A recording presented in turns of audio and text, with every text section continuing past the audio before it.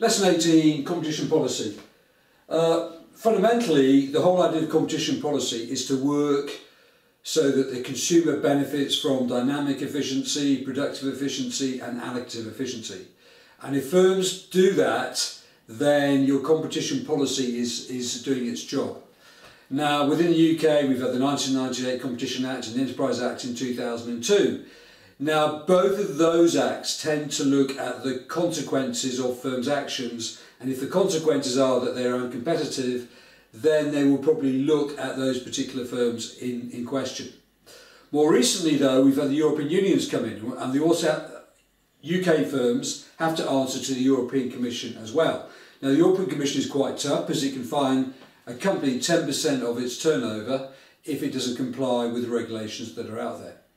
So how can firms act uncompetitively is that they can join together, so the act is one, so therefore the act is as a monopoly, and then we go back to this diagram. If this happens, there will be a welfare loss because they will be charging higher prices than they would do in a competitive market.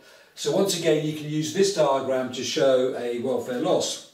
Firms may join together, they may collude together. Two firms may join up, and that may give them too much power. An example of that is where the Greece Olympic Air joined up with the Aegean Airlines, and they would have had all of the landing slots at Athens, so therefore they could have charged higher prices. So it will look at all those particular instances of firms. Okay, does the European Commission act? Yes, it does. In 2008, it fined $1.34 billion to the glass industry. There were 4 major firms within Europe, and they were all charging high prices for their goods, so therefore they're all making high profits. They were found out, so therefore they sued them to the tune of $1.34 billion.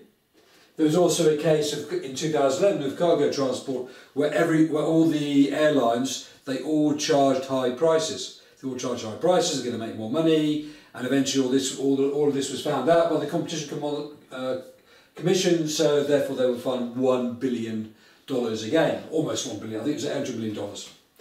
Okay, so it stops, the whole idea of competition policy is to stop these sort of practices from occurring.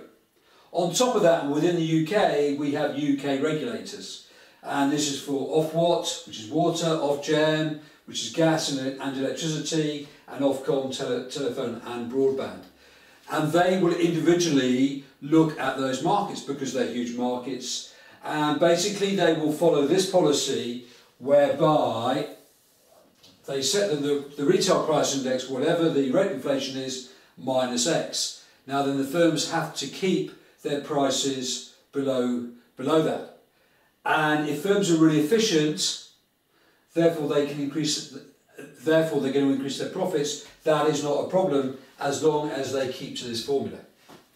But they will also check that there isn't collusion, to check that there's competition, and to work with them. There is always a threat, of course, as we covered last lesson, that of regulatory capture, that the regulator may be captured by the industry, because these industries must give the proper information to the regulator from there. Now, this is quite a tough part of the syllabus, I think, but fundamentally, if you can just understand that competition is aimed at making sure that the firms produce a dynamic efficiency, allocatively efficient, price equals marginal cost, and they try and get firms to produce at the lowest average total cost, then that's the idea of what competition policy does within the UK. The disadvantage of competition policy, where it's very bureaucratic, number one, and also there may be regulatory capture. But I believe it's absolutely essential that you do have a strong competition policy, otherwise firms will perhaps become lazy, or perhaps there's a lack of competition in these industries, or perhaps there's a lack of investment. So often it's a good idea to have an independent body coming to look at them.